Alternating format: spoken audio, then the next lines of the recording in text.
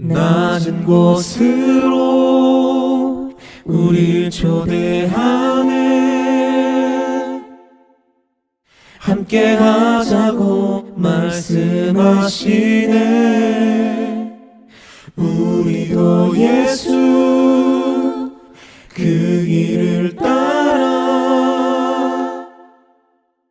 함께 가길 원하네.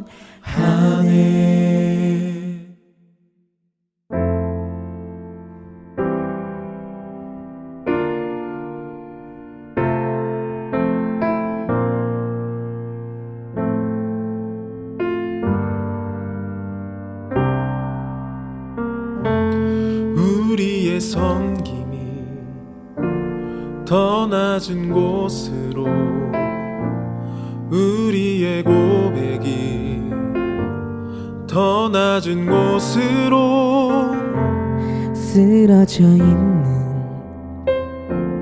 그들을 향해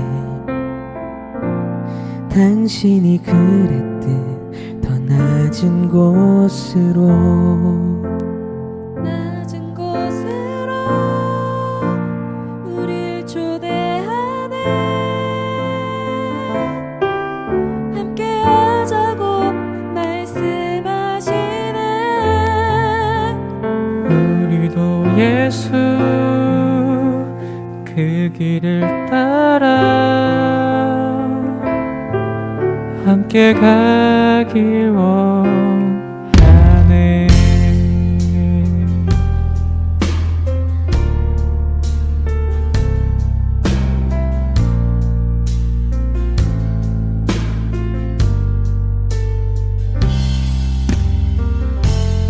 우리의 섬김이 더 낮은 곳으로, 우리의 고백이 더 낮은 곳으로, 쓰러져 있는 그들을 향해 당신이 그랬듯 더 낮은 곳으로, 낮은 곳으로 우릴 초대하네. 함께 하자고 말씀하시네. 우리도 예수 그 길을 따라 함께 가길 원하네. 주님이 우리와 함께 하시네. 십자가 피 흘린 예수의 손으로 모든 아픔을 위로하시네. 우리에게 보여주셨네. 주님이 우리와 함께 하시네. 십자가 피 흘린 예수의 손으로 모든 아픔을 위로하시네. 우리에게 보여주셨네.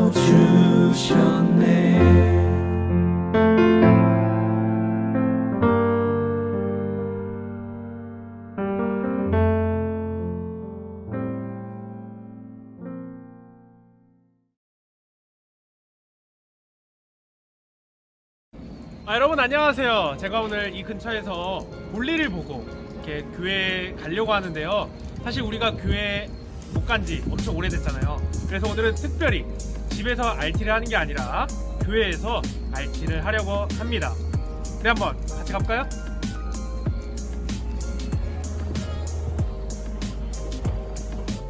자, 그럼 가장 먼저 열 체크한 다음에 우리 그럼 좀 이따 봐요. 자, 여러분 제가 지금 세종꿈의교회 2층 카페에 왔는데요. 오늘 이곳에서 같이 RT를 하고 집으로 돌아가도록 하겠습니다.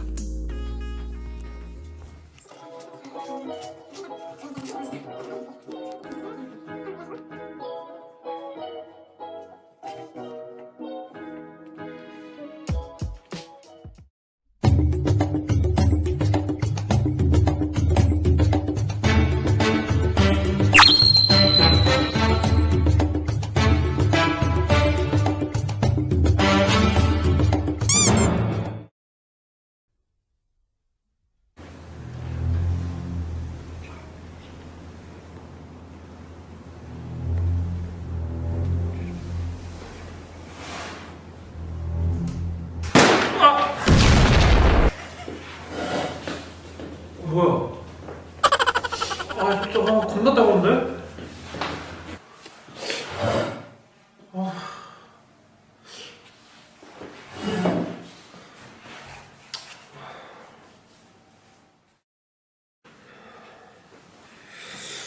와, 왜 이렇게 춥지? 누가 문 열어놨나? 갑자기 왜 바람이 불지?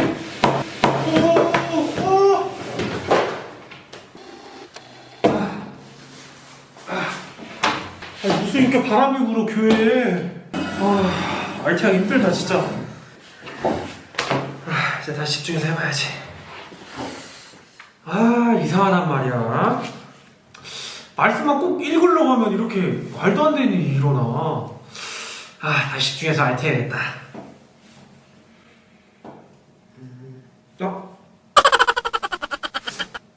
뭐지? 기분 탓인가?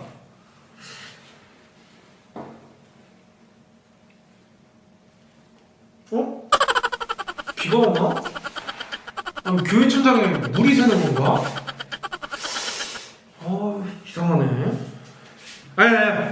또나 집중! 자, 이제 소리내서 한번 읽어봐야겠다. 자, 13절. 그때 예수께서 요한에게 침례를 받으시려고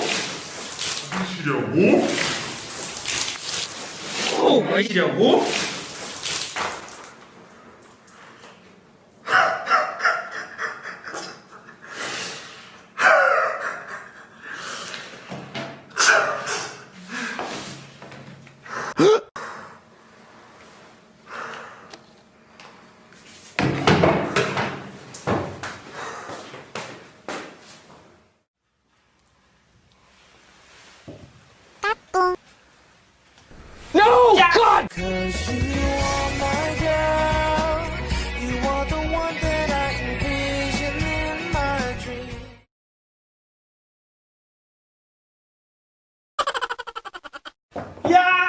Cause you are my girl. You are the one that I envision in my dream.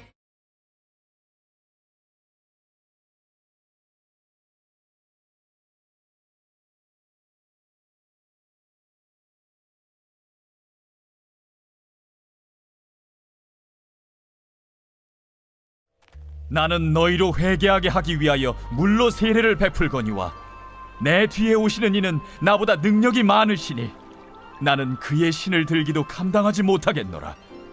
그는 성령과 불로 너희에게 세례를 베푸실 것이요 손에 키를 들고 자기의 타작마당을 정하게 하사 알곡은 모아 곳간에 들이고 쭉정이는 꺼지지 않는 불에 태우시리라.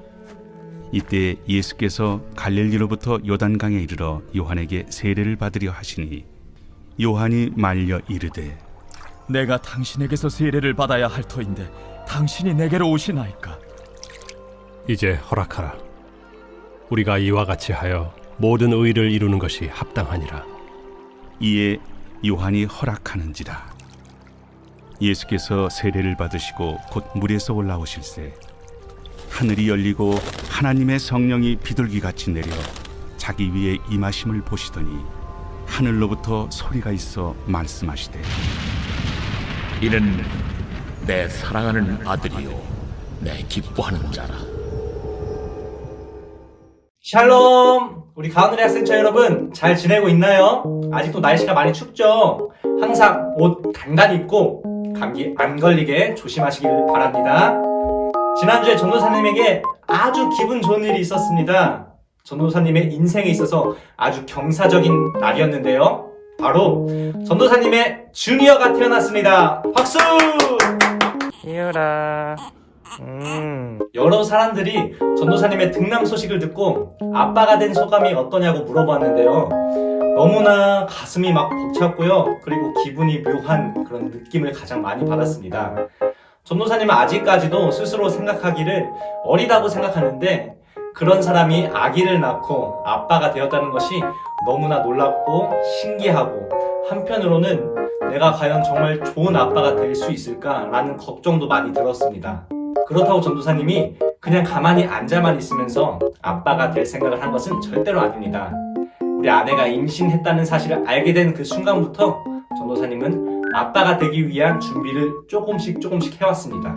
예를 들면 집에 있던 방 하나를 아기 방으로 개조하기도 하였고, 또한 여러 가지 아기 용품들, 장난감들을 수집하기도 했습니다.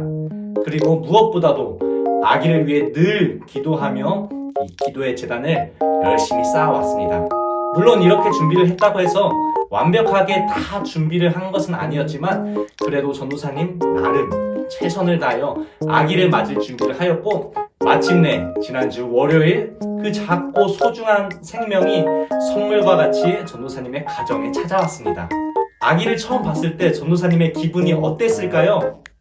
정말 뭐라고 말로 표현할 수 없을 정도로 너무나 기분이 좋았습니다. 그리고 이 좋은 소식을 전도사님 혼자서만 만끽할 수 없었기 때문에 동네 방네 소문을 내고 다녔습니다.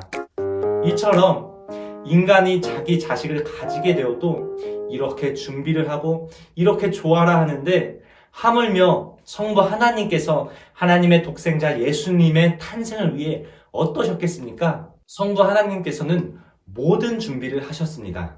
천사들도 준비시키셨고, 별들도 제자리에 정렬을 시키셨고, 그리고 아기 예수님의 탄생을 알리고 그분의 길을 예비시키기 위한 전령을 준비하셨는데, 그가 바로 오늘 본문에 등장하는 침례 요한입니다.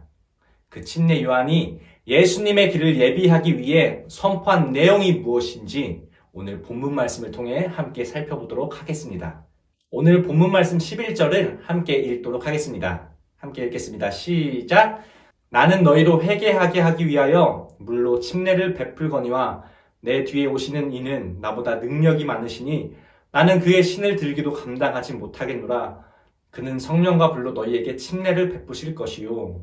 침례 요한은 구약에 예언된 메시아의 오실 길을 예비하기 위해 하나님께 부름을 받은 사람이었습니다. 그의 역할은 자기 뒤에 오시는 메시아이신 예수님이 하나님 나라를 위한 사역을 잘 감당하시도록 사람들을 준비시키시고 그들의 마음을 부드럽게 하는 것이었습니다. 마태복음 3장 2절을 보니까 침례 요한은 자신의 역할을 실행하고자 사람들에게 나아가 이렇게 선포를 합니다. 우리 함께 2절 말씀 읽겠습니다. 시작! 회개하라, 천국이 가까이 왔느니라. 이 당시 이스라엘 백성들의 영적인 상태는 영적인 암흑기라고 할 수 있을 정도로 매우 좋지 못했습니다. 그들은 하나님의 말씀이 아닌 자신들이 하고 싶은 대로 살아갔고, 그런 그들에게 하나님께서는 이미 오래전부터 침묵을 해오셨습니다. 그러나 그 오랜 침묵을 깨시고 하나님께서는 침례 요한을 통해 천국 복음을 선포하게 하신 것입니다. 그리고 그 천국 복음의 중심에는 구약에 예언된 메시아인 예수님이 있었습니다. 많은 사람들이 침례 요한이 선포하는 소리를 듣고 각자의 자리에서 나와 자신들의 죄를 고백하고 그 증표로 물에 몸을 담그는 의식인 침례를 받았습니다. 이것은 죄 아래 있던 옛 자아는 죽고 새로운 존재로 거듭난다는 것을 의미합니다. 오늘 본문 말씀 11절 전반부에 나와 있듯이 침례 요한이 행한 물침례는 회개를 위한 침례였습니다. 그는 그저 메시아로 오실 예수 그리스도가 이 땅에서 하나님 나라를 위한 사역을 하기 위해 사람들로 하여금 회개를 하기 위한 침례를 주었던 것 뿐입니다. 그러나 11절 후반부에 보니까 내 뒤에 오시는 이 바로 예수님이 행하시는 침례는 무슨 침례입니까? 바로 성령과 불의 침례입니다. 우리가 이 성령의 침례와 불의 침례를 이해하기 위해서는 하나님의 두 가지 속성을 알아야 합니다. 그것은 바로 하나님은 우리를 구원하시는 구원자 하나님이시기도 하지만 또한 하나님은 우리를 심판하시는 심판자 하나님이시기도 하다는 것입니다. 사실 우리는 때론 편향적인 생각을 가질 때가 많습니다.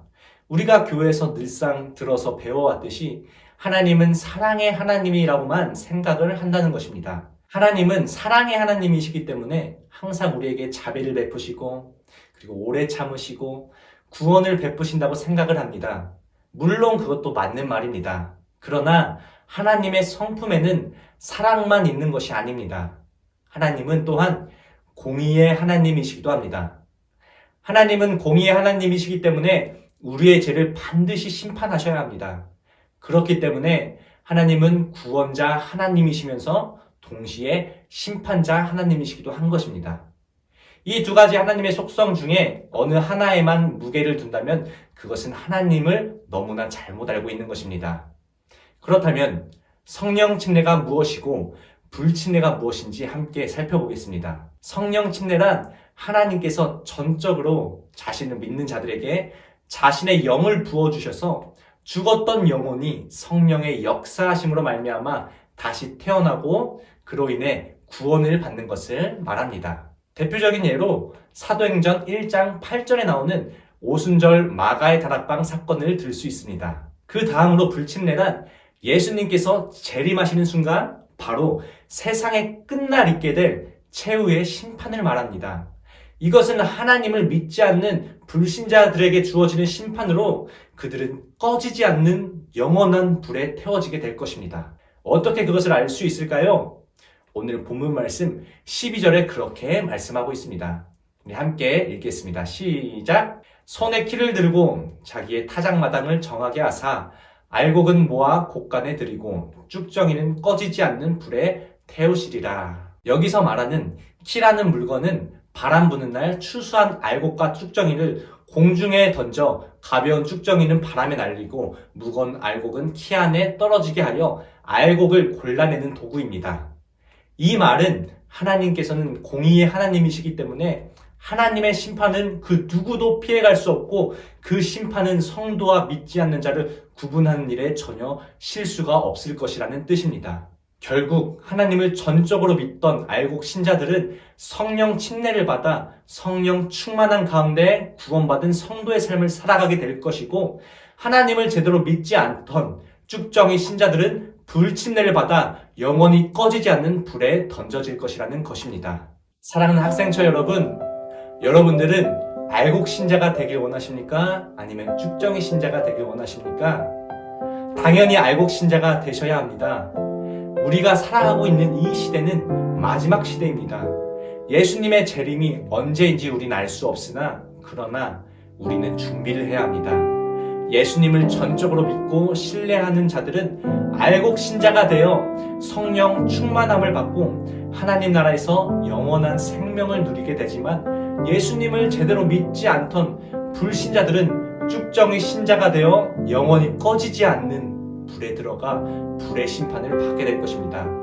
그렇기에 우리는 깨어 있어야 합니다. 우리는 하나님을 전적으로 믿고 신뢰하는 알곡 신자가 되어야 합니다. 그래서 우리는 그 누구도 피해갈 수 없는 그 심판 앞에 당당히 구원의 반열에 올라야 합니다. 전도사님은 저와 우리 가운데 학생처 모두가 알곡 신자가 되어서 늘 성령이 충만하고 구원받은 하나님의 자녀의 삶을 살아가는 믿음의 사람들이 다 되기를 주님의 이름으로 간절히 소망합니다. 기도하겠습니다. 사랑이 많으신 아버지 하나님 너무나 감사합니다. 오늘도 우리에게 이렇게 귀한 말씀을 주셔서 너무나 감사합니다. 하나님, 우리가 이 땅에 살아가는 동안 예수님을 제대로 믿고 예수님만을 신뢰하는 그러한 알곡 신자가 되기를 원합니다. 그래서 불침례가 아닌 성령 침례를 받아 성령으로 늘 충만한 믿음의 삶을 살아가길 원합니다. 하나님, 우리가 정말 쭉정이 신자가 아닌 알곡 신자로서 오직 예수 그리스도만 믿고 따르는 믿음의 삶을 살아갈 수 있도록 우리와 언제나 함께 하시고 우리를 인도하여 주시옵소서. 감사드리며 거룩하신 예수 그리스도의 이름으로 기도드립니다. 아멘. 하늘에 계시는